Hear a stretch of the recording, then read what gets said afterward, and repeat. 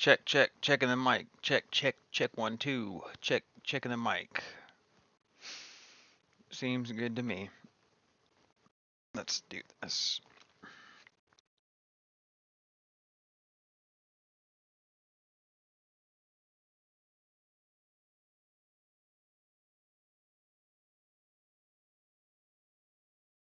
Okay, welcome to the Salt and Sweeties tie-dye stream.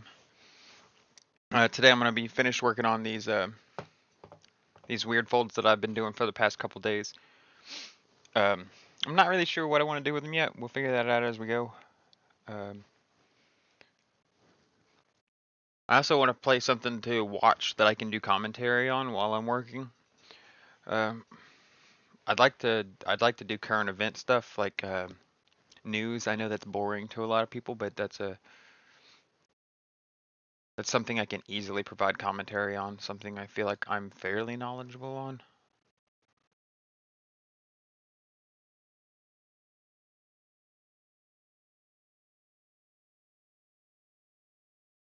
Let's see. I had something in mind. I just lost my thought.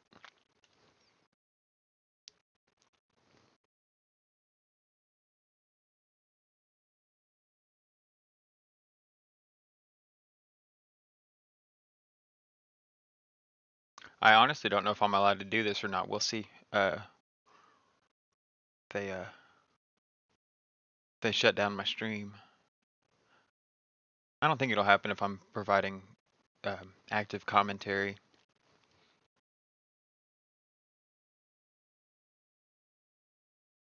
But I think we're just gonna autoplay Russell Brand until I get tired of him.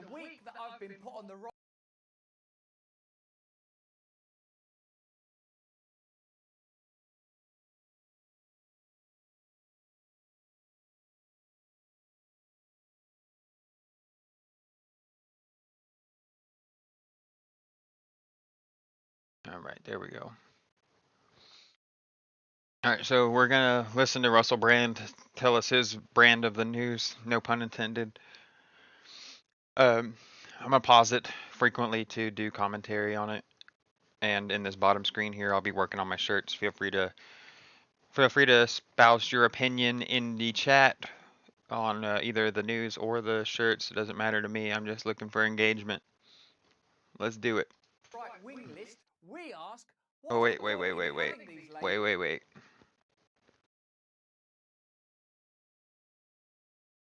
He was probably getting some kind of bad echo there.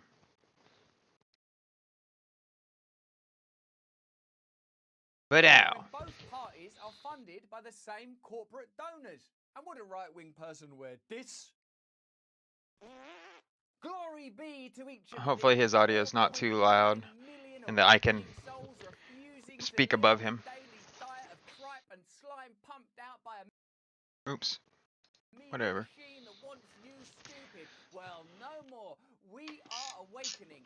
We are questioning. We're refusing to succumb to their lies. Hey, guess what we found out the other day? That the Democrat Party are accepting funding that's known as dark money from corporate donors that ultimately means that the Democrat Party will never be able to fulfill their presumed and stated mission to help ordinary Americans. Okay, so let's have a look. Not surprised there. Luke Savage in Jacobin writes, the ambient influence of big money in American politics has become so overwhelming it can be difficult to discern where institutionalized bribery stops and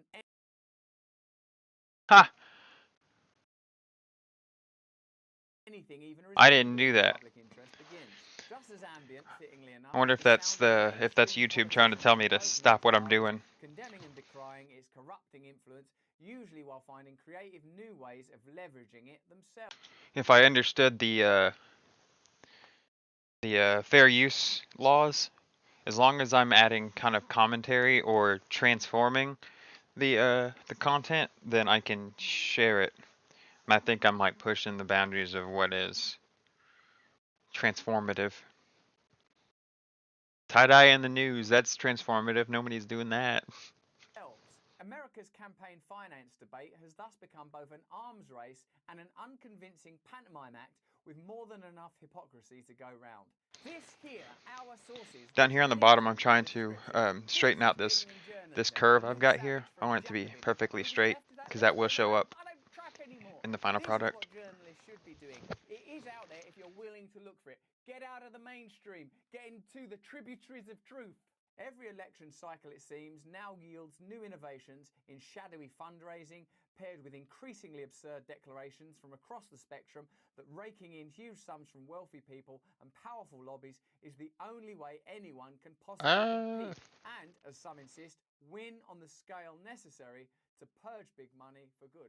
I'm only taking this big money to get rid of this big money. Bernie Sanders, of course, was memorably funded by small donations. That was one of the things people were excited about by Bernie Sanders. And it seems to me that a good faith gesture... Sorry guys, I decided I wanted to shift this around a little bit. ...Republican or Democrat would be, hey, we're not going to accept that money anymore. One of the things that personally fascinates me is that over the last week or so, I've been condemned for being right-wing. I know some of you are right-wing. He's not even right-wing though. Right-wing, really, Russell. Hang on. I got something to say about that. So I get called right-wing all the time too, but honestly, I'm not. I've never voted Republican in my life. I've never sided with a Republican on any issues. But that being said, I've not been political very long. I've always voted Democrat, not because I like the Democrat, just because I've always been told right-wing bad, right-wing bad. But once I've started researching on my own, I realize that it's a lot more nuanced than what you see on social media. And while I don't consider myself right wing or a Republican or any of those hate words, or uh, I just I do think that they might be onto something with this. Huge chance that they're wrong. They've been wrong many times before. Come on. Sorry guys, let me get this out of the way.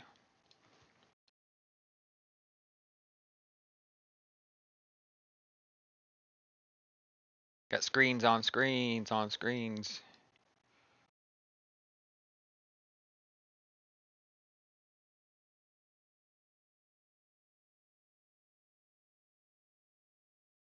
There we go. We're gonna call that a win. Wrong with being right wing, and do you know what? Yeah, there's nothing wrong with being right wing. We're all humans.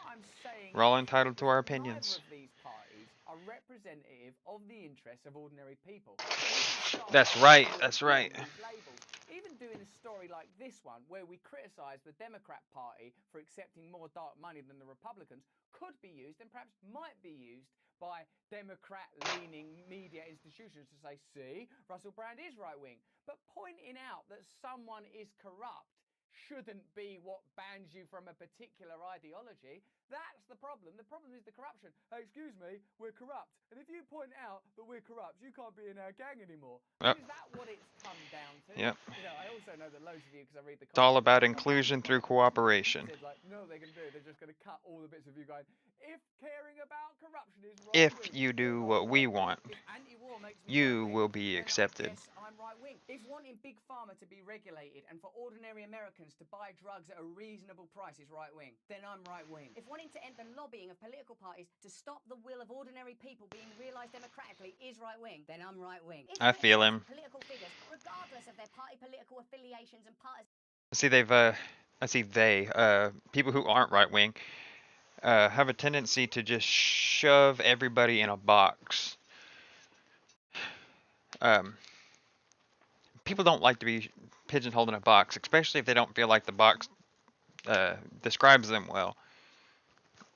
And I don't want to be hateful or whatever, but with the left being so non-binary, they really want to break everybody down into binary, how do I say it? Boxes? Put them in their binary boxes. Like, if you believe this, then that automatically makes this true, and if that's true, then this is true, and then you end up being called a racist or a bigot, which is wrong. I'm sure it goes both ways, but I am mostly concerned with the names that I get called, and I think it's whack. As an identity is right-wing, then I'm right-wing. And if reporting on the wealth transfer and the corruption of billionaires worldwide is right-wing, then I'm right-wing. He admitted it. He said it. Right, did you see? Russell Brand is right-wing. I'd like to see you do that, Joe Rogan. Is my tie not big enough? Get me a bigger one. Put an apple inside there. Liberal figures tend to be more vocal than their Republican counterparts about the need for campaign finance reform. We must also empower hard-working Americans in our democracy by building a 21st century campaign finance system to increase and multiply the power of small donors. Almost wrote got it Nancy straightened. Pelosi just before the Democratic victory of the 2018 midterms. Wealthy special interests shouldn't be able to buy more influence than the workers. This is Nancy Pelosi. This is Nancy Pelosi, by the way. Consumers and families who should be our priority in Washington. Nancy Pelosi. I told you, it's Nancy Pelosi saying that. A few weeks later, an assorted donor coalition of real estate developers, hedge fund managers, and senior corporate operatives backed Pelosi against progressive critics as her bid to become Speaker. Now, if when you hear me say that, what you think is, "Oi, you're criticising Nancy Pelosi, you must be right-wing," instead of, "Oh, wow. That's right. Nancy Pelosi, an elected official who says that it's her job to ensure..." You criticize a woman for doing an action, has nothing to do with her being a woman, but if you criticize her, you're criticizing women. Same thing with Jews. Same thing with anybody, really, any group. Except for white people. And I'm not saying that because I'm white and I'm hurt.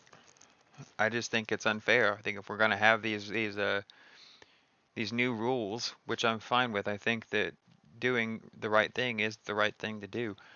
I think it should be applied evenly across the board. that small donors are represented. Forget donors, what about bloody voters? You shouldn't have to give 1 penny. The vote's meant to be enough. You've got the tax money already, don't you? And then turns around and accepts money off big business. Like, that's the problem. Not people pointing out that that's the problem. Right? Left. Mayor Pete will not be influenced by special interest money, and we understand that making this promise is an important part of that commitment. Read a 2019 statement from Pete Buttigieg's Buttigieg. campaign, which soon after found the candidate himself mounting a spirit defense Petey Buttigieg. from billionaires. Buttigieg's post-presidential Is it trajectory Buttigieg? Oh, has Booty since been largely Buttigieg. financed by dark money. It's easier to see Buttigieg. between the way his name is spelt and the way his name is said than the stuff he says when he's trying to be elected to the stuff he does when he's been elected. Yeah! Corruption, the influence of money, touches every decision that gets made in Washington, declared Elizabeth Warren. It's like they know it's wrong, right? They know it's wrong. So they say, hey, you know what's bloody wrong? Is bloody people taking money. So we won't be doing any of that. We're mostly focused on children, actually. Are the children, are all the children all right? Are the children all okay? Yeah, I think so. Good. Right. Now get me fucking Mark Zuckerberg. Whatever issue brought you here today, said Elizabeth Warren, I guarantee if there's a decision to be made in Washington, it's been touched, pushed, massaged. I don't know shit about Elizabeth Warren. Anybody got any opinions on her? Better than everyone else. Though a pledge to reject lobbyist and super PAC money remained on her official website, Warren would ultimately stay in the race with the help of a single, nearly $15 million contribution. By the way, if anybody has any suggestions for news sources that I don't show, I'm more than open to viewing multiple angles of the story. I'd actually really like that. I'd like that more than just watching what I watch. Yeah. Contribution from a wealthy California donor made through a super PAC. So that's not like that I'm right wing. It's pointing out that there is no left wing. There isn't one. There is no left wing. A left wing party will go, we ain't doing that. We want to represent the people. If all the candidates want to get rid of super PACs, count me in. I'll lead the charge, announced Warren. In a minute, I've just got $15 million. I'll lead the charge now. Or I'm going to take my $15 million back. There's not going to be a charge. Well, there is a charge. It's $15 million. Announced Warren in what was quite transparently a violation of her own pledge. Rhetorical gymnastics of this kind are regularly used by powerful liberals to decry corporate influence peddling while simultaneously acceding to its core mechanics. Newly published reporting from Kenneth Vogel and Shane Goldmarker at the New York Times indicates suggests that Democrats are now actually outflanking the GOP when it comes to their reliance on dark money. Now, if you're a Republican and thinking, like, see, then you obviously think it's wrong as well, right? So what do these labels, right and left, actually mean? Half of the parties are interested in you and me. And doesn't it suggest that we should be looking at new independent movements that put aside the kind of issues that make us all hot and bothered and sweaty and frustrated, Yep. and focus on breaking down power, breaking down centralized I have power? no idea. So I have no idea why that's not the case. We should be working towards the. I don't want to say that. He said it. I guess I can say it on YouTube. Breaking down power instead of focusing on breaking down each other. Because I think we can all agree that the government can do some fucky shit, and they at the cost of humans. That's never stopped them before. The only thing that stops them is when we make enough noise. And I know that the people bitching on the internet gets really old, but I think that if we directed it at something else besides each other, that we'd get a lot more done. And I understand why we do it to each other, because it's so much easier to blow that steam off on somebody else. Because you literally can't go to Bezos's house and tell him he's a fuck ass. You can't. You could, but it wouldn't do anything. You need hundreds of thousands of people to be complaining about the same thing before things get changed. That's just the way it is, and it's always been that way. Unities democratically, right? Left. As Vogel and Goldmarker, right. For much of the last decade, Democrats complained with a mix of indignation, frustration, and envy that Republicans and their allies were spending hundreds of millions of difficult-to-trace dollars to influence politics. Dark money became a dirty word, as the left warned of the threat of corruption posed by corporations and billionaires that were Dark spending money. sums through loosely regulated non-profits which did not disclose their donors' identities. Then came the 2020 election. Spurred by opposition to then-President Trump, donors and operatives allied with the Democratic Party embraced dark money with fresh zeal, pulling even with, and by some measures even surpassing, Republicans in 2020 spending, according to a New York Times, fascists, analysis of tax filings and other data. The analysis shows that 15 of the most politically active non-profit organisations that generally align with the Democratic Party spent more than $1.5 billion in 2020 compared to roughly $900 million spent by a comparable sample of 15 of the most politically active groups aligned with the GOP. It's as bleak and dystopian a political picture as you could imagine. Organised money not only buying influence on an unprecedented scale, but increasingly doing so in an atmosphere of near total secrecy, such that much of that influence can only ever be inferred, while some of it escapes notice altogether. But that doesn't surprise you, right? Let me know in the comments below if that's how you think politics is run. You know that, right? It's also as good an occasion as any to consider the fundamental cynicism of institutional liberalism's erstwhile critics of corporate and dark money. There can be no doubt that 2020 served up many tough lessons for genuine left politics, but amid the darkness there were also a few flickers of light when it came to political fundraising. Among other things, the Bernie Sanders campaign's remarkable capacity to raise huge sums through small donations showed that it is indeed possible to reject the poison chalice embraced by so many liberal and conservative politicians. So if it's sort of possible, then what is the reason? They're saying, oh yeah, no, you got to do it. No choice. Oh no, you can do it. No, I prefer it. With plenty of help from wealthy donors and sumo PACs, of course, the Democratic establishment ultimately swatted down Sanders' challenge and went on to reclaim majority control of the United States government. And according to Jimmy Dore in my podcast the other day, Hillary Clinton headed up a vital committee that was able to negate Sanders' influence, which is literally corruption, but you'll have to check that out with Jimmy. Incidentally pledging, yet again, to get tough on the insidious influence of organised money and promising a sweeping reform. If people are wondering and curious why people like... So I really like Russell Brand and Jimmy Dore because they're both socialists. I consider myself a socialist as well, but the moment I claim that I'm a socialist, somebody's going to come in and say, "Oh, you're not a socialist because you're right wing." Fuck, I lost my train of thought. Anyway, I like Russell Brand and Jimmy Dore because they're both socialists and they are saying things that the right wing are saying, which makes me excited because that tells me that they're being as honest as possible. Whether they're telling the truth or not, I can't tell you. But I can tell they're being honest because they're willing to go against both sides when the information is there to back that up. Like me are getting labelled as being on the right and criticising what was formerly regarded left-wing politics. You just have to look at this list of people saying, oh, money's got to be kicked out of politics because we know it's wrong, then taking the money. That's hypocrisy, it's dishonesty, it means that it's pointless voting for you. A year into Joe Biden's era, many, if not most of these reforms now look dead on arrival, as does any serious effort to roll back the ambient corruption at the heart of America's political system.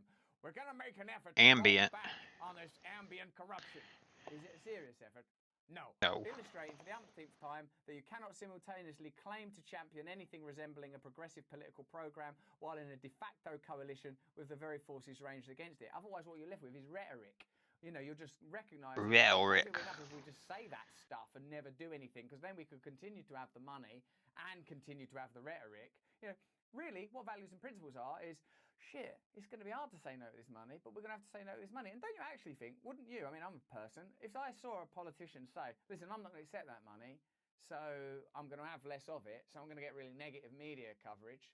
But I think it's really important that I remain untainted by that corporate money. So you can trust me on that. And I swear to you, bank account's open. You can watch it in and out. It's on the website, in fact, so you can trust me. I mean, I'm in with you. Principles. That means that the principle remains firm. Arrow straight. Bam! Hits the mark. Instead of, oh, what's convenient today? Taken together, the lesson in all this is that embracing America's depraved campaign finance regime is less an ambivalent surrender to political reality than it is a conscious ideological choice. Yeah, that's what they want. That's what they really do. And it's wearying to know that. It's exhausting. I don't know how they summons up the enthusiasm to continue to support them. I don't know what kind of ideological Viagra they're popping that keeps them hard for these hollow promises. Were they actually serious about pursuing much of what they officially want, establishment Democrats could probably decide to be something other than a party aligned with corporate America and content to filter its agenda through special interests in perpetuity.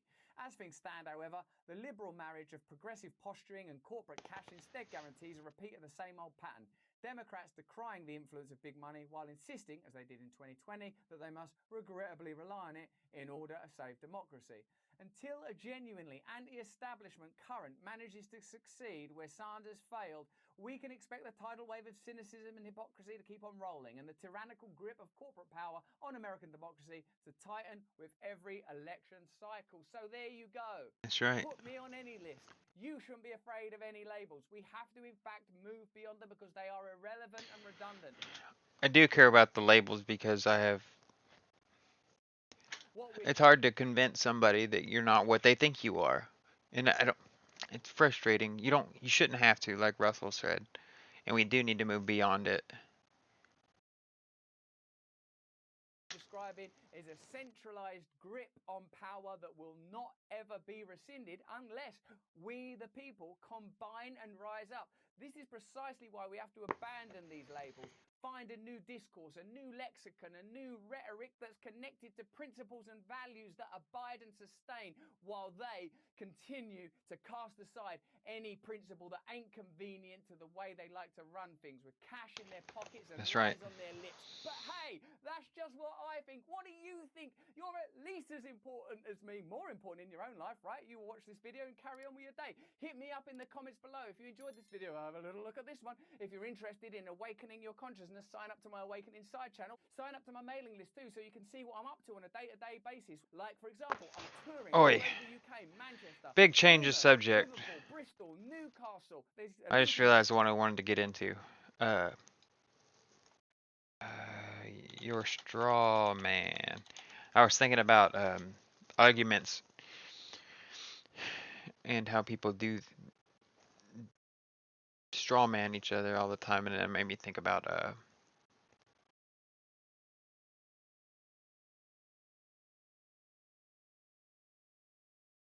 maritime law involving our straw man that we get at birth. Here we go. This is good.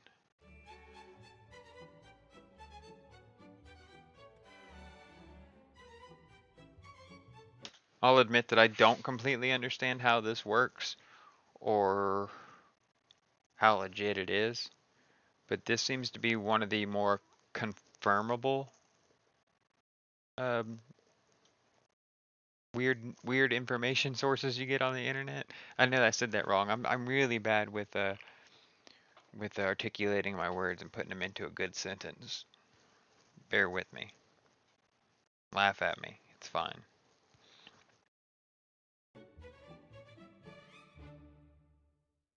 Ah, the government. It loves you and wants to keep you safe and well. It even wants to make paying taxes, fines, and court costs easier for you. How? Well, you'll need to meet your straw man. He was born the same day you were. He looks like you, has the same name, and lives in your house, but you never knew he existed. You will have even paid his parking tickets or taxes. The worst part? He's been dead from day one. From every birth Never was. a legal personality, or legal fiction, is created with the same name to confuse little old you into thinking it's you. So, there is a human you and a paper you, or as it's commonly known, a straw man. So when it seems like government officials, court clerks, or the police are speaking English, they aren't. They're speaking legalese, designed to make you agree to verbal and written contracts without even knowing about it, all spun from Black's Law Dictionary. For example, when the police say, "Do you understand?" you'll say, "Yes." What they are really saying? Do you stand under the law? So, I think this is about how when you're born you get a birth certificate, and that birth certificate is like a version of you for the government's filing system. Any kind of like crimes or debts that you have on your record are actually on the straw man's record. Where that gets hinky is if you committed the crime, then you are responsible for it. However, the argument is that it's not you, and you can't be held accountable for it because you are a free and independent person. Just happened to be born into this system, and you had no say so. You didn't sign any contractual obligations to having this, to joining this, to being part of this. So I guess by that logic,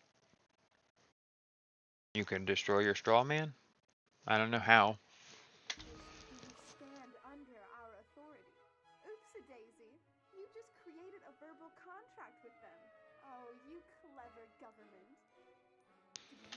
And while I understand what that person is saying about complying with understanding, I don't think that most policemen would who were I don't think most policemen would know that, and therefore wouldn't hold that against you. Oh, sorry for me yawning. You know that whenever you register something, you are handing over title to the person you register it with?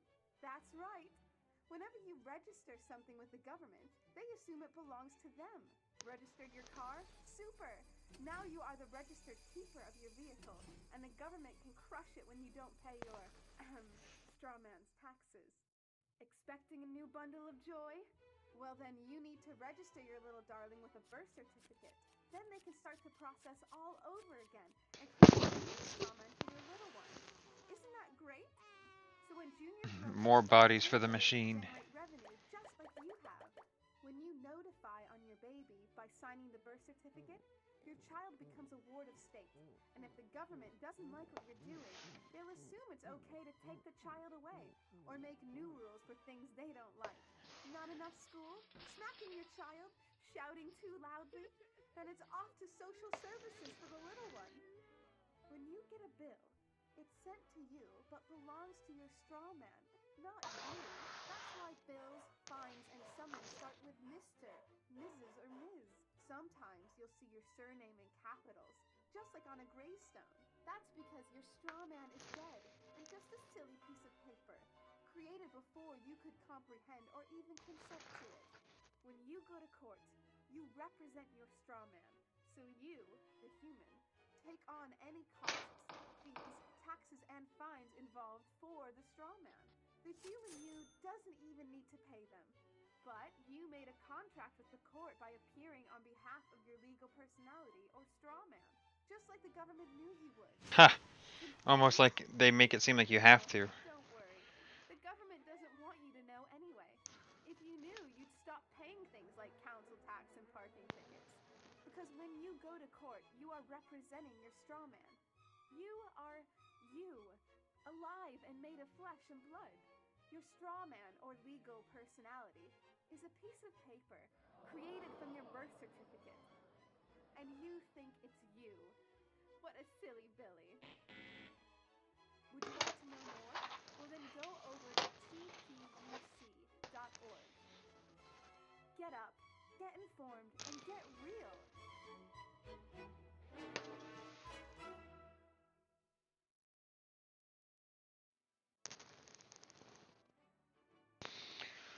Okay, let's pick another one.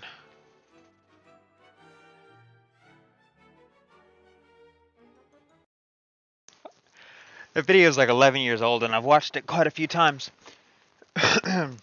And it doesn't make the concept any easier to understand. Oh, my ADD brain just remembered I made coffee in the other room. I'll be right back.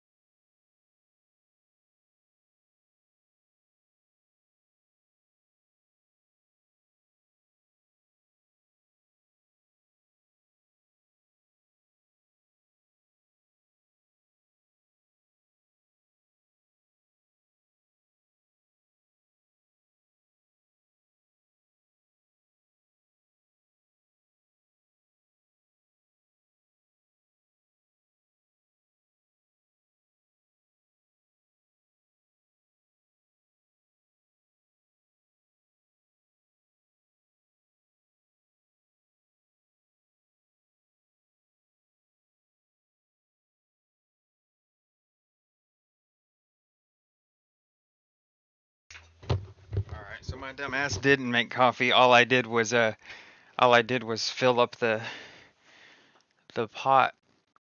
I never hit the go button. So in a few more minutes I'm gonna dip out again. I wonder if this video is about the same thing. Your options, guilty or not. But there's another choice that neither the judge nor the lawyers will tell you, often because they're not allowed to, and also because it might be better if you don't know. This video will tell you that third choice, but be warned, simply watching may prevent you from ever serving on a jury. So this is your last chance to hit the pause button before you learn about jury nullification, when the defendant is 100% beyond a reasonable doubt guilty, but the jurors also think he shouldn't be punished. The jury can nullify the law and let him go free. But before you're on the next jury and yell null booyah at the judge, you should know that just talking about jury nullification in the wrong circumstances can get you arrested. Though a video such as this one... I need to understand what this is. Arrested? That seems intense. Jury nullification and in no way advocating it is totally okay. And while we're at it, CGP Grey is not a lawyer. This is not legal advice. This is meant for entertainment purposes only. Seriously, guy, don't do anything in a court of law based on what an internet video told you. No joke. So why can't you do this? It's because nullification isn't in the law, but exists as a logical consequence of two other laws. First, the juries can't be punished for a wrong decision, no matter what the witnesses, DNA evidence, or video proof show. That's the point of a jury, to be the... Hang on. My goodness. Computers confuse me. Final decider. And second, when a defendant is found not guilty, that defendant can't be tried again for the same crime. So there are only two stated options, guilty or not. It's just that jury nullification is when the words of the jurors don't match their thoughts, for which they can't be punished, and their not guilty decision can't be changed. Oh my These laws are glob. necessary for juries to exist within a fair system, but the logical consequence is contentious. Lawyers and judges argue about jury nullification like physicists argue about quantum mechanics. Alright. I actually want to watch this. Aaron, tell people what this It just started 19 minutes ago. We'll do a simul stream of Jimmy Dore. They're wearing this and this insignia on their uniform. And Aaron, tell people what that is. That's a Z. insignia of the Azov Battalion, a neo-Nazi fascist militia that even the U.S., even though it's Hold on, I'm supporting gonna this type that militias in. inside Ukraine, it's so afraid of the Azov Azov. Battalion that there's even on the What books did he U.S. say? law bans military assistance to the Azov Battalion. John Conyers Battalion. got this passed when he was in Congress because it's recognized that they are a neo-fascist, neo-Nazi militia. And Richard Engel is such a dupe that he went to the stupid media circuit Azov after Battalion. being shown a great Let's check this out real quick. Oh. That's not how that works, huh? Okay, hang on just a second. I'll show you guys. It just didn't work the way I thought it did.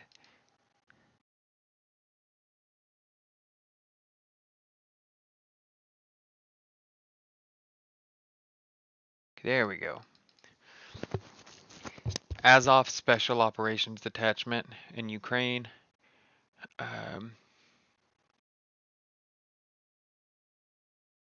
Is a right-wing extremist and neo-Nazi Ukraine Guard unit.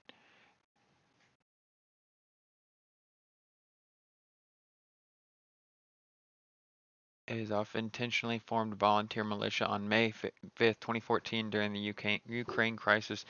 In 2014, the regiment gained notoriety after allegations emerged of torture, war crimes, as well as neo-Nazi sympathies, and the usage of associated symbols by the regiment itself, as seen on their logo, featuring the Wolf's Angel.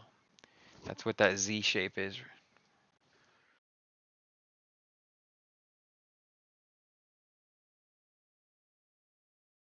Okay, now we know what they are. they do originate in Nazi Germany out of a militia in Nazi Germany. That is their historical root. But Aaron, I mean, if we I'm not going to conduct read too ISIS far in into that right Syria, now to drafting Nazis verify in what he's Poland is saying. not a big stretch, right? No, it's not. And by the But way, I do know what he's Alexander talking Hertzog, about now, and Jake that's good Sullivan, enough.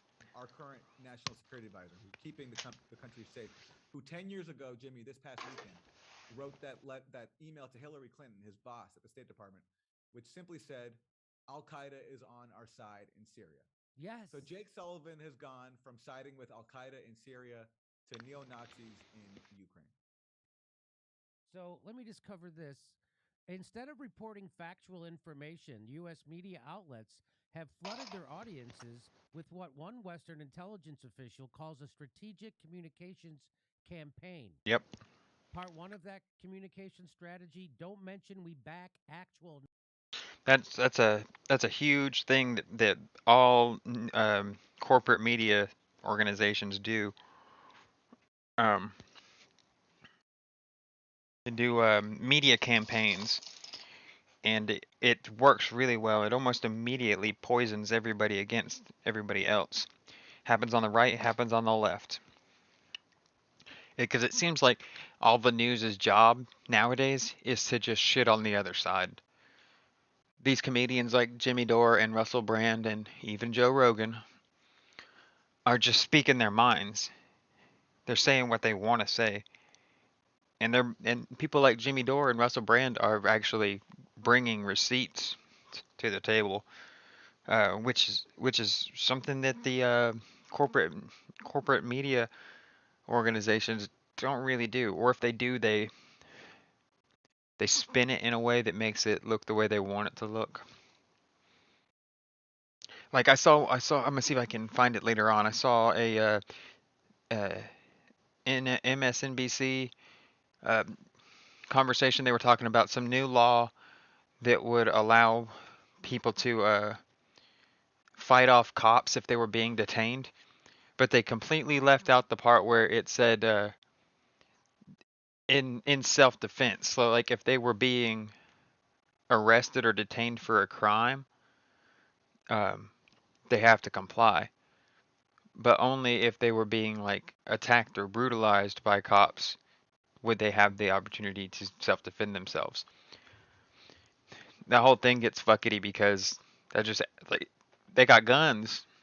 They got guns, and typically there's more than one of them. It's insane. It is insane. But Bernie Sanders is never going to cross Joe Biden, and that's just it. He's never going to cross Joe Biden. So if Joe Biden wants to lie about Ukraine, Bernie Sanders is going to let him. He said, you know, he talk when you say he's the professional left, emphasis on the professional, less emphasis on the left part. Who's the 'Cause Bernie professional? Sanders is a tool of the establishment. Russia could seize Kiev. I used to like Bernie, but after he, you know,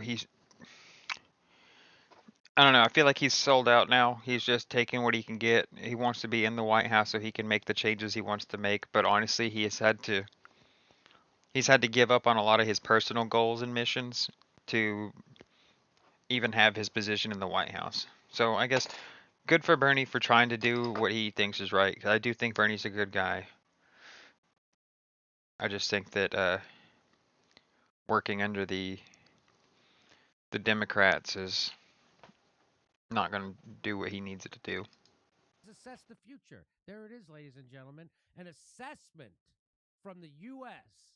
about foreign policy is, I don't know, it's about as worth as much as a promise of sobriety from a Biden. Am I right? Come on. Come on. I have one more slide here. Let's watch it. Heard they got that new Parmesan cheese. So let me start it off, and I'll read to you what he said. Thank you, Jimmy, because I couldn't He said, see "We are it. still trying to reassure Russia with arguments that NATO is a peaceful and purely defensive organization." Hmm.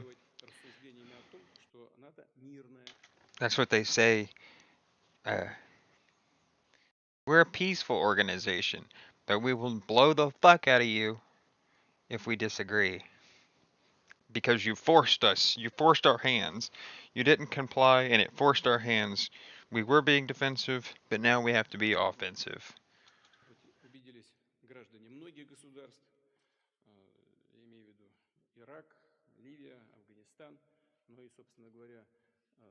And he says, and in fact, the corresponding large-scale military operation against Belgrade, Serbia.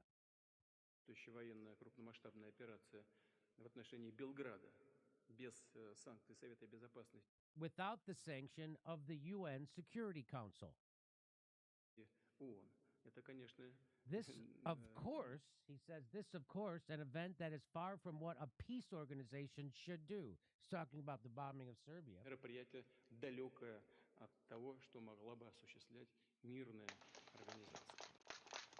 So that's what Putin had to say about it. He's letting you know that NATO is not a peaceful organization. Putin Tang. And, I mean, that's just funny that they would even say that. That's actually a So what pretty else good do we meme. I'm know going to write about that this, down. Aaron? Well, just that the Biden administration has such a huge responsibility for this current crisis that they're confronting. I mean, they essentially created it. They created it with the Maidan coup, and it's all the same people: Victoria Nuland, Joe Biden. I mean, Joe Biden's centrality to this whole thing is captured in the fact that there was a reason why powerful people in Ukraine felt obligated to give Hunter Biden a board seat for a gas company paying $80,000 per month. That's because Joe Biden was a very important figure in Ukraine and a major player in the 2014 coup.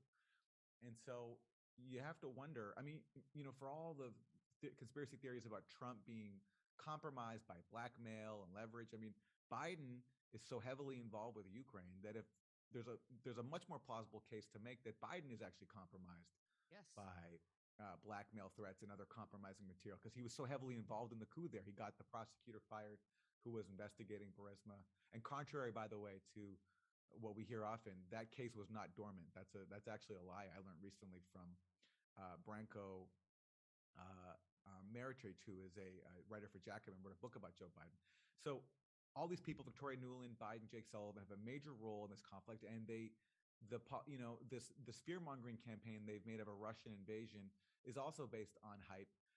Russia has been deploying forces to its Ukrainian border for a long time. And in fact, in my article, I have a graphic of years of like fear-mongering headlines going back many years about Russian troop deployments on Ukraine's border. So really, actually, this troop buildup. Just like with every politicized story that comes out nowadays, there's two very different sides to them. I'm not going to pretend like I understand the Russian-Ukraine disputes, but I like Russia. I like the country. I like the people. I mean, I got my criticisms of Putin and the way that he does his thing. But if I ruled the world, I'd probably do something about it, but I don't, so he can carry on. Um, this whole, like, I don't know how to even say it, because anything I say can be contested. Uh, I just don't want war. I don't think war needs to happen. And from what I've seen multiple reports where Putin is like, "Hey, don't be doing this. I'm not trying to have no war. Y'all stay over there." But at the same time, we've been so conditioned to believe that Russians are sneaky and ready to bomb us the first opportunity they can. But based on the Russian people that I've spoken to, that's not the case at all. When other countries say they hate America, they don't hate Americans. They hate our attitude, because honestly, most of us think we're better than the rest of them, and that's just not true, and it's kind of ugly. In their billionaires. Rant over. Increased blood pressure. The term conspiracy theory was created by the CIA and would never be used or should be jeered at from now on. Increased blood pressure. Ben Redwood. Boobas. Increased blood pressure. Moderna CEO just dumped. Jimmy Dore's got an attractive wife. I'll say that much. That's all I'll say. Gray puppy and ivermectin a day keeps the tyrants away. Love ya. Stephen John for truly remarkable show and Brownie. Love you all. Increased blood pressure, politics, and current voting systems are popularity contests. The people that want No, I won't go there. have charisma to win. And now, Jimmy Dore. I'm here with American independent journalist Aaron Mate. Oh no, he's not American. He's Canadian. I'm here with Canadian independent journalist. North American independent journalist. Aaron Mate. Welcome to my country. I hope you're enjoying it. Thank you for having me. I'm very grateful. Now, Aaron, I just have a quick question before we get into this next thing. You know, I was on Russell Brand's podcast this week. I'm gonna have to check that out. You know, people want to talk to me. I'm very important. If Russell Brand makes a movie where he plays Jesus, and you got a chance to be in it, which disciple would you play? Now, I think you resemble the Apostle Andrew. The Apostle Andrew? But he was martyred on an X-shaped cross. Did you know that? But I did not know that. So it's only a movie, and you'd be memorable. Russell and I are getting a massage later together. I'll ask him about it. But what do you think? You know, I was in the high school production of Jesus Christ Superstar. Oh, no kidding. I played Peter. I don't remember. I was a long time ago. I'm pretty sure I played Peter. The Rock, who I Yeah. build my church on. Exactly. Yeah. So I'm gonna go with Peter. You know, just keep the role going. Okay, I like it. All right, so here's a big story. Now, Aaron is famous for debunking Russiagate, so this is more of that. Clinton campaign. So, while I'm thinking about Russiagate, sorry I keep pausing it. I just got like my brain's not really good at recollection, like bringing up things I know. But what he just said, which I'm gonna have to rewind it a little bit, because honestly I can't rewind it. Shit, what did he just say? It's that bad, guys. My brain's that bad. A bombshell new legal filing alleges. The Friday filing from the Department of Justice. That's Merrick Garland's Department of Oh, I remember now. Conspiracy theories. They said that Aaron Mate was the one who debunked Russiagate. What I don't understand is that when the left wing comes out with a conspiracy theory like Russiagate, and they show a bunch of evidence to show that it's true, and then it turns out it's not true, it makes me wonder what right-wing conspiracy theories have been what do they call it? Wrongfully touted as correct with some good-looking evidence. I think the point that I'm trying to prove is that it's so hard to prove anything one way or another.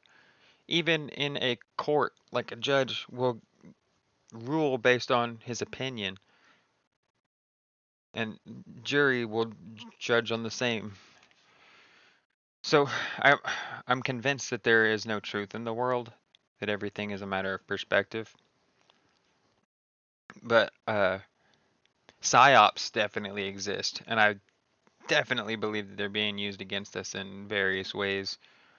Um, Mostly for infighting, I think. I think is what it is. So as long as we're infighting, they can do whatever they want. Or if one of us, like left or right, starts shooting or throwing punches, then that gives the government opportunity to come in with their martial law and say, "Oh, we've got a problem," and then offer us their dumbass solution that ends up hurting us more. Basically, I said earlier in the stream, if we focused our efforts against the people who are actually in charge of the things that happen to us, and then fight less with each other about a difference of opinion or a difference of fact, truth, or whatever you want to say, and just focus on the issues of humanity instead of our individual issues with each other. Acting on behalf of Tech Executive One at a U.S.-based internet company, which is and the Clinton campaign. So he's doing the bidding of all these people, and this guy, Tech Executive One, wanted to get a spot in Hillary Clinton's campaign. Exactly right. in her cabinet. Yep. Or administration. Records show he repeatedly billed the Clinton campaign for his work with the Russia Bank allegations, which involved an investigation firm, a tech executive. In 2017, Sussman provided an updated set of allegations Sus about man. then President Trump's Russian connection to another government agency, the motion said. And that agency, Jimmy, is the CIA. Oh, so Sussman provided an updated set of allegations about President Trump to the CIA. So he went to the FBI and the CIA pushing bogus Russiagate information. Among the accusations leveled at the time was that suspicious.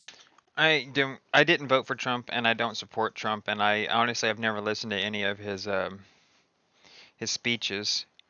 But I've also not thought that the things that he did were as bad as they were espoused to be. Sure, some people might not have liked his decisions, but from what I can see, it seemed like his decisions were made, or at least most of them. I can't speak for all of them. Let's not blanket statement.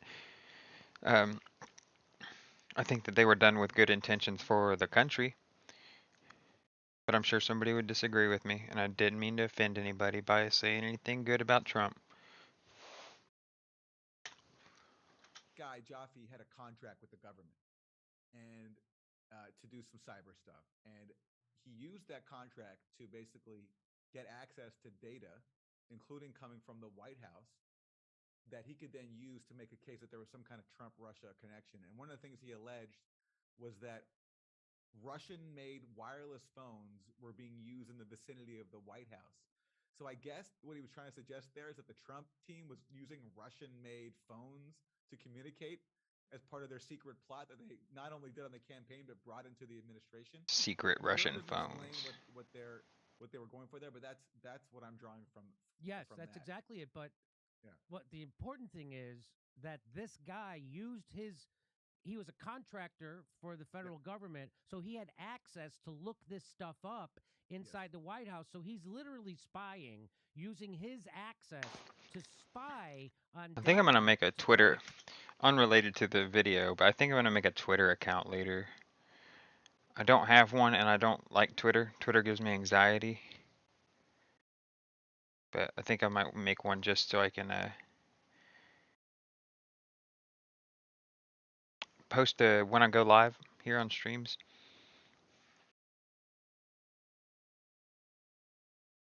He was 100% correct. They were spying on him. And he was mocked for saying that. And the FBI has tried to say, oh, no, we weren't spying on the campaign. We just were targeting a few individuals, which happen to include every single person on the campaign. Lol. Every single person. Yeah. So it's and this is new evidence of that. This now we haven't seen all the underlying evidence that Durham has. So I have to reserve final judgment until I see it. But this is what he contends here in this motion. It's a very serious allegation to make. And guess what, Jimmy? No one who remember when Robert Mueller, like if he had a new tie, that would be front page news, Yes. or if they found some innocuous email that meant nothing, that would be front. But try to find this being covered right now on MSNBC or in the New York Times. It's not happening. This is not being Nope. covered. They're not going to cover it because it makes them look bad. Makes them look like disinformation agents. Killing people. Killing people with their disinformation. Opportunity for people? I don't know what that means. It should mean that. Maybe it means the executive office. Something. I don't know. And the aforementioned healthcare provider. So there you go. Durham said his office found no support for these allegations, claiming the supposed evidence Sussman provided was incomplete and skewed or made up. Yeah. Or made up. Trump said he was vindicated by Durham's filing in a Saturday evening statement, adding there was a time that Sussman's alleged crime would have been punishable by death. I shouldn't laugh at that, but that sounds like Trump. Funny. It is Trump. God damn it, Trump, huh? The document provides indisputable evidence that my campaign and presidency were spied on by operatives paid by the Hillary Clinton campaign in an effort to develop a completely fabricated connection to Russia. Well, that seems to be 100% true. From the evidence, Kash Patel, who was chief investigator of the House's probe into Trump's alleged Russian ties, said in a statement that Durham's filings was definitive evidence that Clinton's campaign orchestrated a criminal enterprise to fabricate a connection between President Trump and Russia. Now, Kash Patel, is he a lawyer that worked for the House, or is he a congressman? I think he's a doctor. He is a lawyer by training. He used to work for the Obama DOJ. He is a and then lawyer. went to work I know for who he the is. Republican House Intelligence Committee. And he's the one who basically discovered that the Clinton campaign paid for the Steele dossier. Oh, no He went kidding. after, because remember the Clinton campaign was denying that for over a year.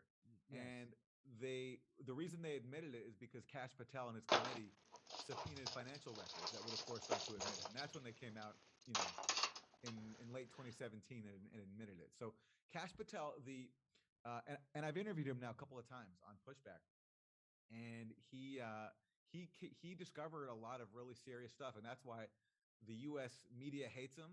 If you read media coverage of him, it's like he sounds like he's treated just with such contempt. But they hate him. Right wing. He uncovered a lot of criminality. Fascist, So Trump supporter, bigot, racist.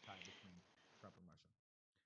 And I'm just going to let him, you could go ahead and change the way you spell your name from a K to a C. No one's going to be upset, but it'll make you look a lot cooler.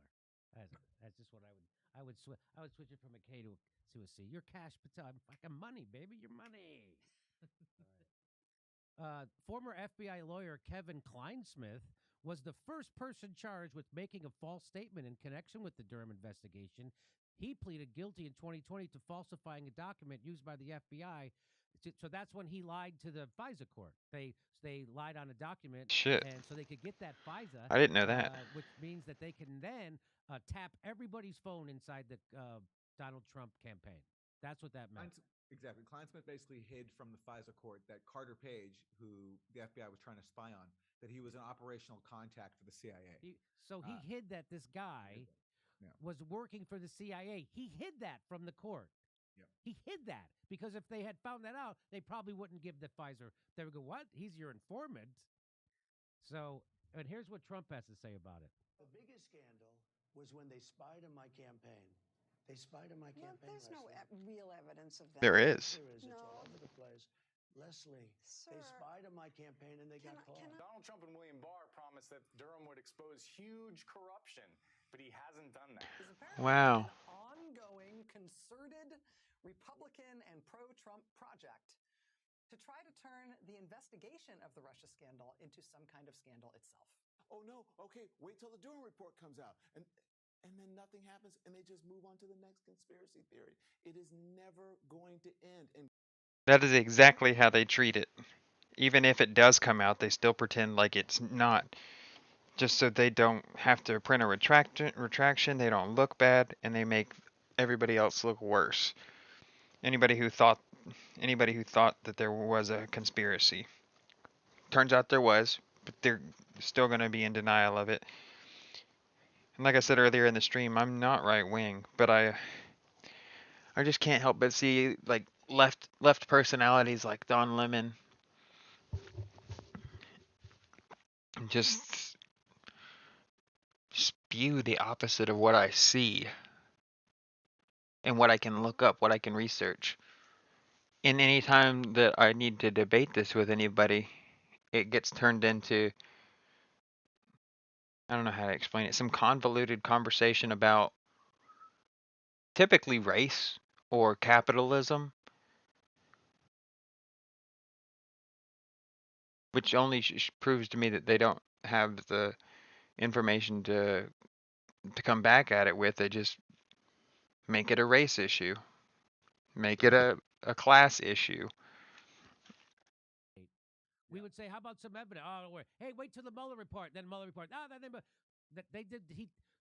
When he was saying that, I'm like, wow, that everybody who was a Russiagator is doing unbelievable projection. Russia's got gators. To Rachel Maddow to now Don Lemon. I bet that coffee is done now. I'm gonna leave Jimmy play, and I'll be right back. They are the things they claim to hate. And here's what Glenn Greenwald says about it. He says the New York Times, CNN, and NBC Access flooded the zone every time Robert Mueller scratched his nose. They spent hours and hours deciphering his every sneeze. Actual criminal indictments from Durham of Hillary's lawyer or FBI operatives, crimes that created Russiagate, barely merit an article. So the concocting of this conspiracy that we're now peeling the onion away and finding the truth of how this got started, no one's talking about it. And the only time they do talk about it is to completely dismiss it as nothing. Isn't that interesting? Among the reason the media might want to cover the developments in John Durham's criminal probe of the fraudulent Alpha Bank story and the crimes committed to spread it, the Clinton 2016 official at the heart of it is now Joe Biden's national security advisor in charge of Ukraine, Jake Sullivan. Sorry. So there it is. God bless America. And here's another guy. Here's Eric Bullard, who's a paid propagandist liar. He says the fact that Garland, meaning Merrick,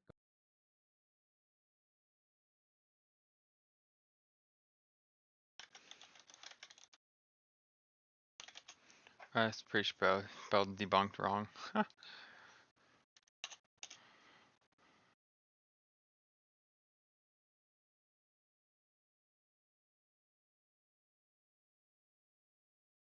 We'll look into that more in a minute. Hasn't told him what to say yet. By the way, if there is anybody in here, I would love to have people on. I'm doing my work right now. I'm literally just doing my work, my job, and watching the news.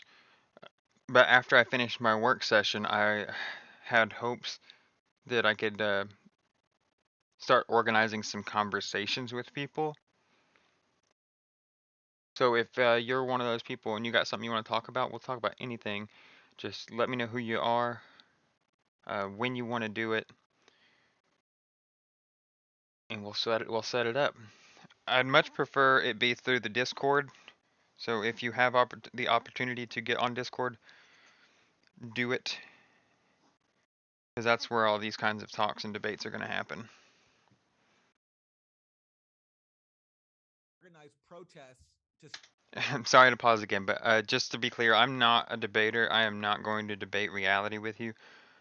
I just want to hear other people's perspectives, because I think that's what the world needs now, is to understand where the other side is coming from, and to not call them stupid or retarded for thinking it.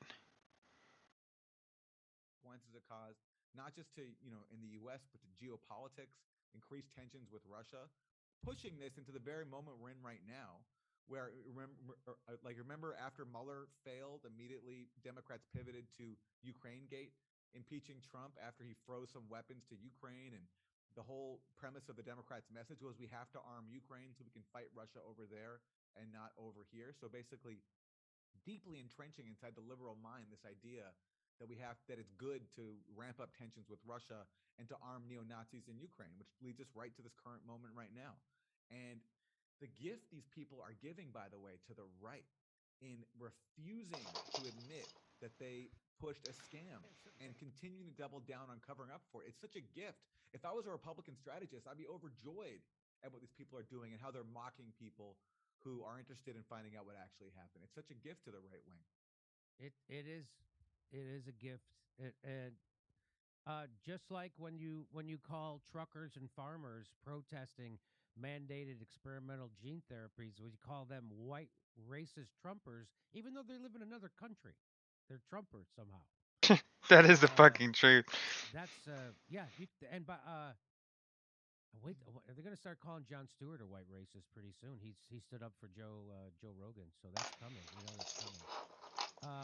There's one more update on this Russiagate thing because it's tied in. Basically, one of the biggest aspects of the Clinton campaign's operation was this firm CrowdStrike. Yes. That's the private firm that kicked off the entire thing. You say by sperm? publicly accusing Russia of hacking the DNC. And now as I reported, why? Let me just explain to people the reason why CrowdStrike was given a platform to talk about this because they were the cybersecurity firm hired by the Democratic National Committee to look at their server to see who got those emails, and it turned out they said it was Russia, right? Isn't that? And it turns out it wasn't Russia. Bill Binney proved that it was a local download. It wasn't hacked by anybody, and the Democratic National Committee never gave their server to the FBI, even though the FBI requested it. They said, no, we got our private company called CrowdStrike, and they've got it. They figured it out. And so go ahead. And so CrowdStrike made this allegation against Russia, just as the Clinton campaign was also paying Fusion GPS and Christopher Steele to come up with this fake Trump-Russia collusion. Dossier. We have two Clinton campaign contractors being behind the two allegations at the heart of Russiagate. Trump-Russia collusion that comes from Fusion GPS and Christopher Steele, and the Russia DNC hack that comes from CrowdStrike. And as you say, the FBI never independently examined the DNC servers, and they relied on CrowdStrike's reports. Now, the update that I have to give, and there's a tie-in to Michael Sussman here, this indicted Clinton campaign lawyer who pushed the Alpha Bank scam, because CrowdStrike was hired by Michael Sussman, who oversaw their operations. And Michael Sussman, immediately after CrowdStrike went public by accusing Russia, he immediately started lobbying the FBI to endorse CrowdStrike's claims. And the FBI at the time was like, well, we haven't looked at the server, and we don't even have your reports that, on your investigation of the server. Anyway, and later on, by the way, a year or two later, CrowdStrike admitted under oath they had no evidence that Russia actually hacked the DNC. And we've talked about. But anyway, the news I have is that so what we know from the public record is that CrowdStrike submitted at least 3 reports to the FBI, and the FBI used these reports for its investigation of the DNC hack. And these reports were redacted by CrowdStrike, including with Sussman's input. And so I've tried to FOIA these reports, get a Freedom of Information Act request to have them, because this is not national classified intelligence information. This is a private company's report. And it was used in this investigation, so why can't we see it? I've been trying for a long time to get these reports. I finally got a response recently, and this is what I got. I know for a fact there's 3 reports. The FBI, in response to me, they only acknowledged one of those reports, not even the other 2. And they, in terms of their production of material, they redacted the entire CrowdStrike report. So they didn't give me a single page of the CrowdStrike report. How is that legal? It was an FBI cover sheet from December 2016 documenting that they have this report and are using it for their investigation. Everything else is redacted, and that's on top of the 2 other reports that they didn't even acknowledge to me exist when I know that they do. So I don't know if John Durham is investigating the CrowdStrike aspect of this, but if he doesn't, it's a travesty because it's at the heart of this whole scam. It's what kicked off Russiagate. And given that everything else about Russiagate was a scam, there's no reason to doubt that this was too. And I hope that Durham's investigation will shine light on it because it's so paramount. That allegation that Russia hacked those emails has caused so much damage, again, not just to the U.S., but to geopolitics, and the public deserves the truth about it. So when you make a freedom of information request and they send you back something that's 100% redacted, I mean, That's just like a big slap do in you the have to face. sue then later? I mean, how do you get that information? I'm appealing, and then if I have to, then I will file a suit. Yeah, because again, this is like, I'm not asking for NSA material or CIA material. This is a private company hired by the Clinton campaign. There's no reason why it should be classified, unless the FBI, relied on it in such a extensive way that it can't release it to the public. But if that's the case, it's even more damning because that means that they relied on the Clinton campaign's work product for such a consequential allegation as the Russian hacker being sued. Of course they did. That is what that means, and that's why they don't want to. Yeah. All right, Aaron Mate, everybody, thank you so much for your expertise in explaining all this stuff to us. Everybody, check out Aaron Mate's work, mate.substack.com. That's mate.substack.com. I gotta check out Substack. It seems like a lot of people are on there doing the damn.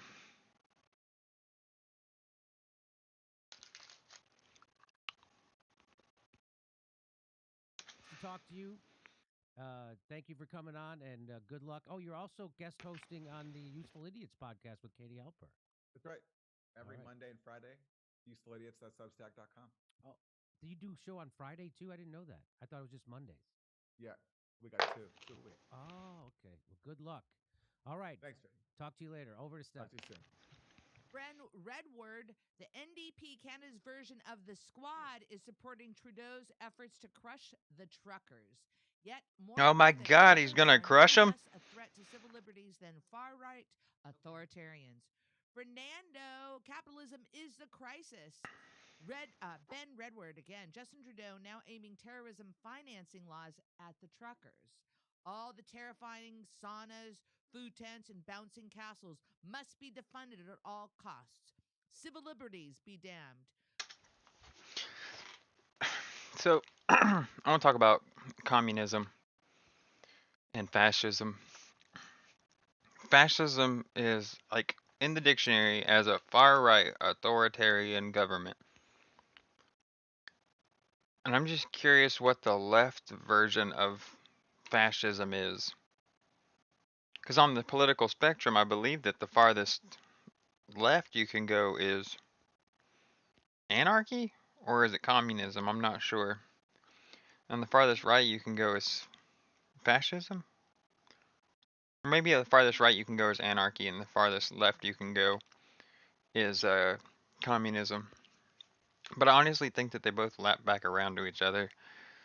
Because I think these leftists are pretty authoritarian in the way that they speak. Seems like they're operating under the might makes right saying. And I'm not an aggressive person. I just shut down when somebody yells at me. I don't like it. Kids had to return to school today wearing their masks. Can you imagine that you're a kid and you see all those Stay here. motherfuckers? Right? You're watching the Super Bowl. 100,000 perps an event, and then you got to go wear a mask Right. at school the next day? Yeah.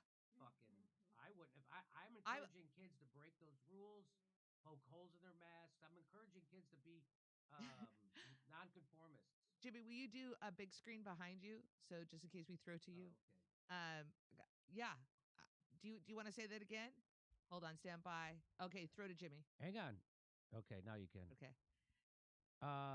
Yeah, the kids had to return to school today wearing masks. I encourage kids to break rules, don't follow rules in school. I encourage kids to color outside the lines. Yes. Get thrown out of class. Hey, get thrown out of Get class. thrown out of class. Well, no problem. And mask mandates for kids are bullshit, so you should revolt. I'm telling kids to revolt. My kid doesn't want to wear a mask. I am gonna fight for him to not wear one. That's right. By the way, Luckily, his school according to Fauci, everyone.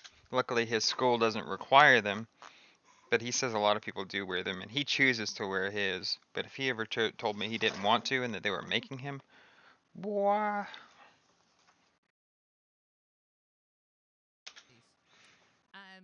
Here, I'll do this story. Oh, Jimmy's gonna do his story, folks. Back to Jim Jam. Guess what? How could there be a conspiracy global about COVID? How could you think they're talking to every doctor about? Yes. By the way, yes. Yes. My doctor told me that they had sent out, the CDC had sent out letters to every medical department in every city and state in the country warning them don't prescribe ivermectin or else you're going to get in big trouble. And they don't even have the right to tell doctors what they can and can't prescribe. There's a thing called right to try, and a patient can inquire about medications that they think would be right for them, and if the doctor thinks that it is, or that they can prescribe it, they will. For them to blacklist a medicine that we have evidence that works with early treatment is absolutely ridiculous and should be a huge red flag for anybody. But like I said, every truth has the opposite truth, so I'm sure that there's some people who would say that that's completely wrong and that they should be able to control what the doctors prescribe. And if we go down that road, then I think that the CDC should be responsible for deaths and malfeasance, malpractice coming from the medicines that they force doctors to prescribe, treatments that they force people to take. The Omicron strain has revealed she was pressured into describing the variant as more dangerous than it really is. Who would that serve? That would serve Big Pharma. That's who that would serve. Hail. Dr. Angelique Coetzee was one of the first to report the new variant in November last year and said it caused mild symptoms for those in her country. But she claims she was told by scientists and politicians from around the globe that her description was wrong. If you are getting your news about COVID from the corporate media, you are being lied to by people who are taking millions of dollars from Big Pharma. That's right. Making billions of dollars off of COVID. They are making so much money off COVID. Because of all COVID's mutations, all of these scientists and politicians who aren't from... And all these huge numbers of COVID cases in the hospitals and COVID cases in the hospital, what they're not telling you is that the PCR tests get cycled so high that they could find a false positive in a lot of tests. And also, shit, my brain is just broke, guys. I'm so sorry. PCR tests. Fuck it, let's go. Or as Al Pacino would say, politics. The GP said those who had contracted the variant in South Africa experienced much milder symptoms compared to the Delta strain, often only experienced a sore throat and some fatigue. They are accusing me of lying, of downplaying Omicron because of how it has been in Europe. In their minds, it is impossible for the disease with more than 38 mutations to be mild.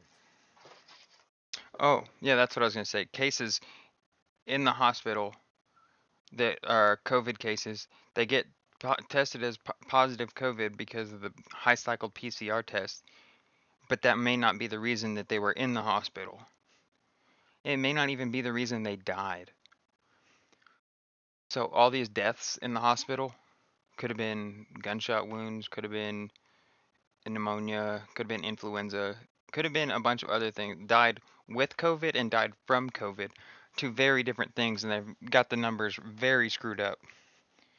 And that is true that they do falsify the COVID numbers because they get kickbacks. The hospital get kickbacks for the amount of COVID patients they have. So anybody who's test positive on a PCR test, they get labeled as COVID, and that makes the numbers go way up. It makes everybody panic that people are going to the hospital for COVID.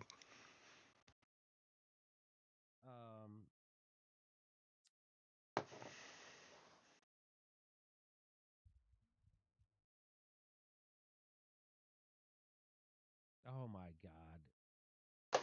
Here, I should send this to you, Steph. Another tweet by a former person I used to respect, just clutching to the establishment COVID narrative, just clutching, hanging on with every bit of the not letting go the fear of Omicron. It's hard for people to admit when they were wrong, Jimmy. Anyway, so there you go. Now you know you're being propagandized at every turn about Omicron. And why they're doing it? They're doing it for fucking money because there's there's not tens of billions of dollars. There's hundreds of billions of dollars at stake here. And people will kill you for $50, let alone $1 billion, let alone 33.5 billion in 1 year. 1 year. And if you believe the narrative CEO of the year, everybody. The narrative about the vaccines coming from the establishment, you are a sucker on purpose. Over to Steph. All right, Jimmy. Everybody wants to know now who you're talking about. There's some guesses going on the live chat. Okay, here we go. It's not. It's not. It's not former. It's not friend of the show. Not former friend of the show. Okay. No. Friend of the show. Graham Elwood. It is not Graham Elwood. It is not Elwood. Lydia 526. It looks like Hillary Clinton will help Trump get elected again. Covidius Maximus Substack sounds delicious. Why is the U.S. involved in Ukraine? Why is it so hot in here? I gotta open my window, guys. I'll be right back. I'm gonna guess it has everything to do with Hunter's and Joe's business dealings. Ooh. Hang on. Keep talking. I'm gonna keep talking. Never mind. I'm gonna keep talking. Seth Marks, I remember the Cold War advice when I was a kid. Put your head between your knees and kiss your ass goodbye. That was from Seth. Mark Hill, trucker convoy set to invade Ukraine. Malhab, just thought you should all know Kyle just posted a pic of him and Crystal being intimate on Instagram. Apparently they're an item now. I can't believe Kyle looks like that at Can't believe he looks like that. Somebody said he looks like he's just drove a Civic, just got out of his Civic. Yeah. He looked fucking funny. He looks funny, man. Back to Jimmy. Talk about it. But I'm glad they're happy. They look very happy, and they look very happy to get it. It was worth $50 million, so that was a nice move on her part. I wonder if Kyle gets half now. I wonder if he should marry her as fast as possible. That's my recommendation. I wonder if we'll be invited to the wedding. Right, so 50 million, so she'll get 25, probably more, because she's got the kids. And then Kyle, Jimmy, stop talking about this. Let's move on. You're almost more than halfway there to being TYT. You're gossiping. By the way, we had more viewers on Rumble today when we were doing our Rumble than TYT had doing their live stream today on YouTube, and it's their 20-year anniversary. Oh, happy anniversary! So it's nice to let me be the first one to tell Jank and Anna and everyone at the Young Turks, you're officially over. They're officially over. We had more fucking live stream viewers on Rumble than they had on their fucking YouTube live stream on their 20th anniversary. How Holy many? shit. Oh my God, I feel sorry for them now. I do. That's an actual emotion I just had. I felt bad. For laughing. Go on now. I don't feel bad. How can that happen when they have 1.5? They have 5.1 million. Sorry, 5.1 million. You know what would cheer them up? A $5.1 million grant from Jeffrey Katzenberg, a birthday grant. So they used to get over 40 million views a month, the Young Turks. Now they're close to. We're up around 11.5 million views. They're somewhere around 20 million views. They have 5 million subscribers. 5. We don't even have 1 million, and we're getting almost as many total views as them. And we double and triple their live stream viewers. So good job, Jimmy. It was a bad idea for them to come at me. That's all I'm saying. That's why I bring this up, because they thought they were going to come at me and they were going to destroy me, and they were going to discredit Jimmy Dore and fucking stamp on him. And the exact opposite happened. And they've been a shell of their former self ever since. No one watches their show. There you go. And they have 40,000 videos in their library. I have 5,000 videos in their library. So they get most of their views now is coming from their library because they have 40,000 videos in their library. I have 5. Okay. I'm here with American comedian Kurt Metzger, ladies and gentlemen. Hi, Kurt. How are you? How was Brea? How was Brea? Pretty great.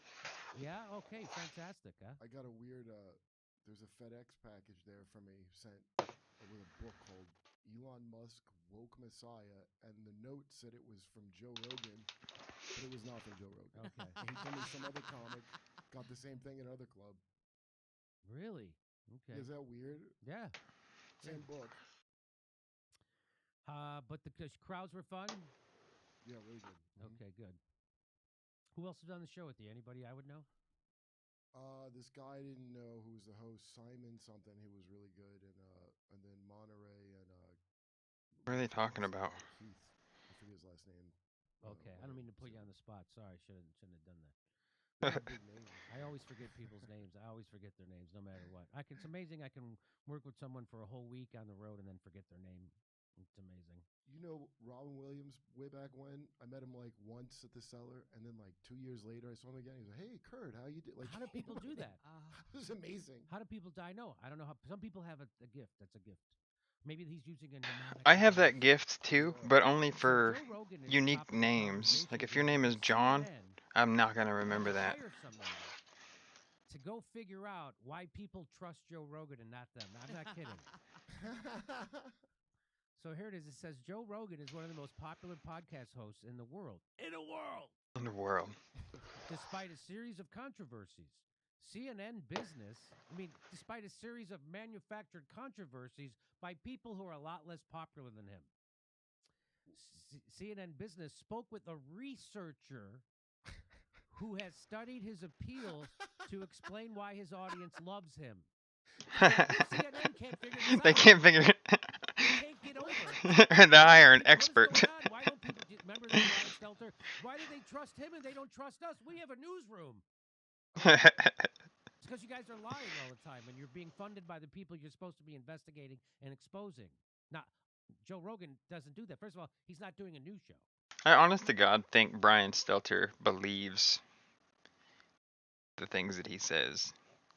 And he does not, and I believe that he does not know why everybody at CNN is falling. And to be honest, he's the one who looks the most like a sexual predator. And he's the one that hasn't gone down yet. It's weird. Judge a book by its cover. Researcher, this is amazing. Who's the researcher? What do they do? They just they watch the podcast? Yeah, yes, they just watched the podcast. So here we go. CNN is apparently so baffled by the popularity of Joe Rogan that it sought out an expert to help explain why the podcast has such a huge following. In a video report released by CNN Business on Wednesday, a reporter began by accusing Rogan of using his platform on Spotify to make false and inaccurate statements about COVID-19 and vaccines, adding that he has also used race and offensive language. Racid? He's That- using I think racid that- language? Race and offensive language. Even with these controversies, Rogan remains wildly popular. So the question is why? The unnamed CNN Business... Is that the same thing as colorful language? They don't know. You guys don't Unnamed? know why Joe Rogan's popular, and you don't know why you're not. Wow. Got to go outside the building and figure it out, right? Gonna have to spend Gotta go thousands of outside dollars the to figure CNN this one building. out. Gotta get somebody else. The report then introduced Gabriel Wisniewski Parks, a research fellow at the UNC Greensboro, who yes, that's right, who CNN Business says has studied What is that, his pronouns? Rogan's appeal.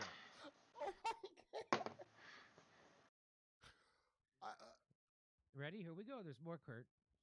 Wisniewski Parks, who claimed to have watched hundreds of hours of the Joe Rogan Experience, told CNN Business what makes him so magnetic to his audience is his very vocal resistance to tribalism.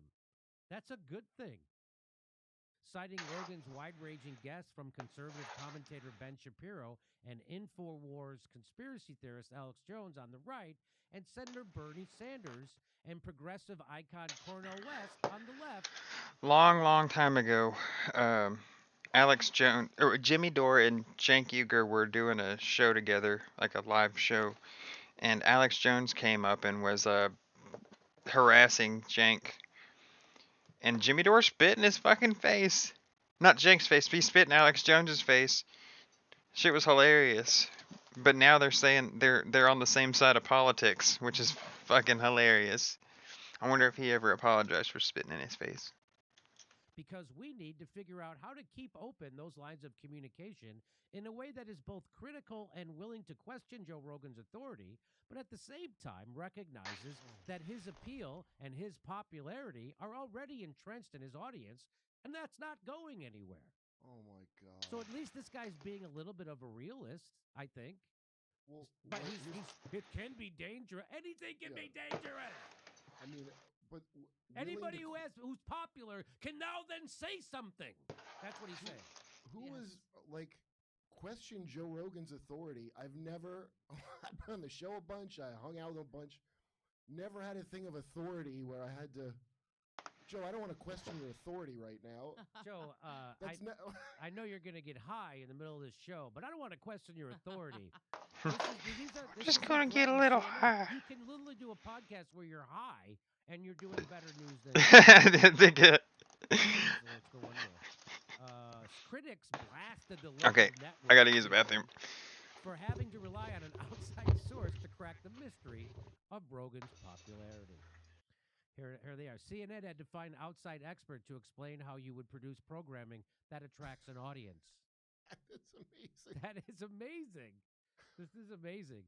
CNN requiring expert help to understand why anyone listens to the world's most popular podcaster is painfully on brand. Someone unironically researched Joe Rogan's appeal, and someone at CNN greenlighted this segment. It's not possible to mock this any more than it mocks itself. It really isn't. That's really true. I know. I don't know what to add to this. This is the most amazing thing I've ever seen. I agree. I'm right there with you, Kurt. Last week, CNN's left-wing media correspondent was similarly mocked for complaining that Americans trust Joe Rogan more than his own network. Look, not all opinions are created equal, Stelter said. You think about major newsrooms like CNN that have health departments and desks and operations that work hard on verifying information on COVID-19. And then you have talk show stars like Joe Rogan who just wings it, who makes it up as they go along. I like that format. The guy doing a 3-hour talk show is doing a talk show.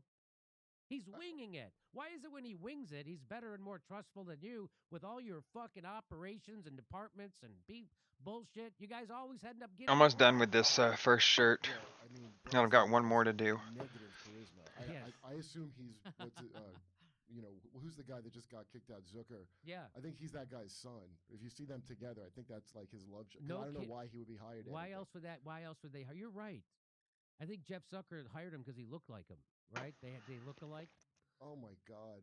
And because figures like Rogan are trusted by people that don't trust real newsrooms, we have a tension, a problem that's much bigger than Spotify, much bigger than any single platform.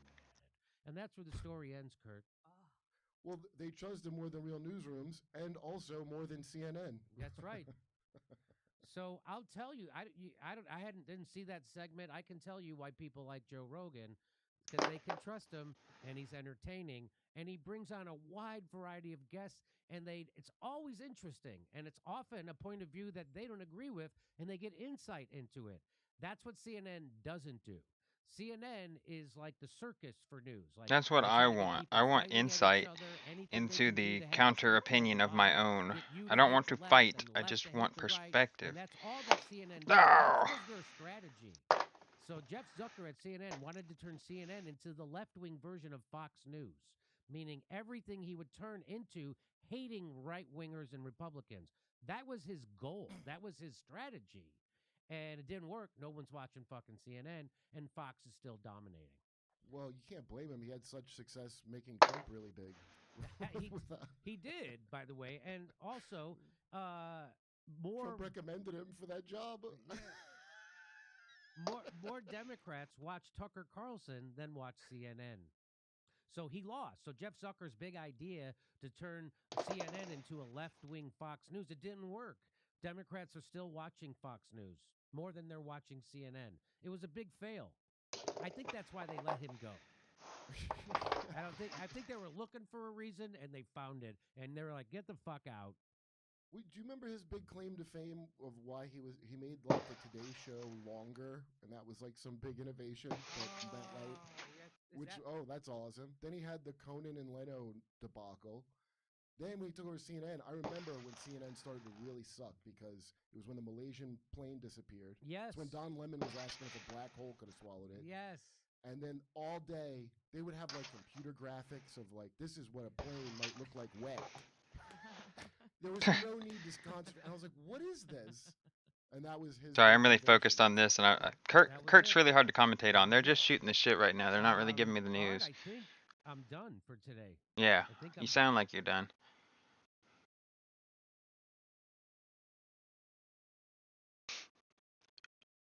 I saw something today about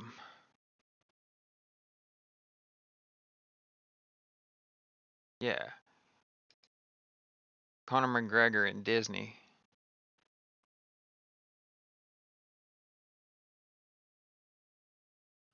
Hey everybody, Jason Burmis here, and I am so happy to be with you guys on this Super Bowl Sunday, the bread and circus day that America treats like a religious experience, and hopefully you're buckled in for some hardcore information.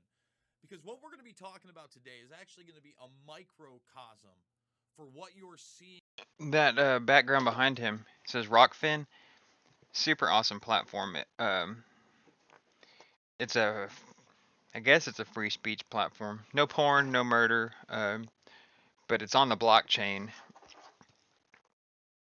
I don't know what that matters, but it's traded on crypto markets, and it seems like a pretty cool platform. You can just say whatever without fear of being taken down because the establishment doesn't like what you're saying. Which honestly, most of like a friend of mine said to me the other day, he said all these conspiracy theorists, they're all anti-Semitic, they're all racist. And I said, why do you think that? And he goes, because they say it all the time. And I said, they literally don't say it all the time. That people are critical of the actions of some Jews, not all Jews, and not because they're Jews. Same thing with any protected group like that. When they make a statement criticizing a person's actions, it's not a statement on everybody in that culture. With the gaslighting and the lying and the no of Leslie to Donald Trump. I had actually played that clip probably about 20 plus times on my program. It became a running joke because the information that Alex just went over, although it has now been thoroughly vindicated, was out there and obvious. And again, she was just saying no to reality. And we've seen that on a massive level over the last 2 years. But what we're going to be focusing on is actually a story that I started doing probably about 3 years ago, a little bit over 3 years ago, that still has not made its way into the mainstream. And it's actually going to kind of coincide. I have no idea what this story is. And Disney, and although I'm very happy to hear that, for instance, I just know it's about Conor McGregor and Disney. Canceled by Disney. I do want to point out, because I am an MMA fan and I was looking forward to Rogan. I did follow this, and even last night at the presser, Dana White actually said, bullshiz on the scheduling conflict. So, to be told. But let me say this about Disney. So, the magical mountain. So Joe is or is not canceled from UFC. And also, I didn't know Disney owned UFC. Jesus Christ. They got it all. Yeah, I didn't know they owned Disney, and I didn't know they could dictate who does the fights. Jesus Christ. I wonder what other cookie jars they got their hands in. What else the Disney agenda or Disney has on the agenda that they have the power to push. Do they own Marvel? Or does somebody else own Marvel? House himself. There he is, huh? When you wish upon a star. Kind of wonder what that star is these days. I mean, what kind of star are we talking about, Mickey? A pentacle? Pentagram? I don't know. Oh, I thought it was a Star of David. Seem to be but that makes more at the sense. forefront of inverting reality via mainstream media that goes well beyond cartoons at this point. And a plethora of people have done video after video after video of the trauma many Disney kids have taken after the fact. Disney Big kids. stars, Britney Spears, right? Meanwhile, having these really traumatic events happening to them. But that's, again, just a microcosm for what we're going to talk about. Disney is also a Leviathan, all right? It owns so many properties now, such as the Star Wars property, beloved as a Oh shit, I child, forgot about Star the Wars. Simpsons property, Bro, they got beloved The as a child. Simpsons? That's gotten more and more and more I bet Disney took censored, Apu off. edited, and bending the knee to the mob. They took Apu Yep. out of that program. Now, as somebody who watches that show and loves that show, I don't understand the negative impact of a man who owned his own business, was one of the more three-dimensional characters out of the gate. Was a good friend to Homer, helped enlighten his life, got married, had a bunch of children, took care of them. I mean, bad. We can't have that. That's real diversity. Nope, we're going to cancel that. And that's the whole thing. Disney is not about family it's pretty good. entertainment. It's about money, money, money, control. It's kind of wobbly there in the middle, but narrative.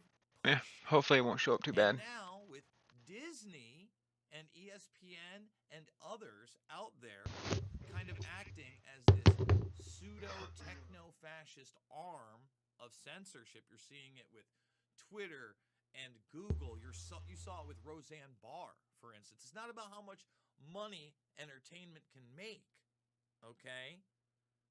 No. It's about the narrative at the end and bending the knee. Although sometimes you decide what you're going to actually be outraged about. It's called manufactured outrage, selective. Got one more shirt that I wanted to do tonight. I'm feeling very tired. I don't know how long we'll stay on after this. Happens to be ESPN. That's why we're talking about it. Okay? And ESPN and Disney have done their best, okay, to manage information about a guy named Conor McGregor. So much so that 3 years ago, this is McGregor. Actually, being as a matter of fact, as a family. Okay. I am pretty tired, guys. I'm not feeling it tonight. I'm going to go ahead and end the stream. Please feel free to join the Discord if you follow me on social media. Feel free to send me a message in Discord about stuff you'd like to talk about, stuff you'd like to see me tie on screen. Yeah, I'm really open to anything, and I definitely want other perspectives. I don't just want my own. I think my goal is to get to the bottom of this, maybe find some understanding and common ground between the left and the right. All this infighting is it's not hurting me, but I don't think it's helping us. And that's really what I want this stream to be about. To those of you that were here, thank you.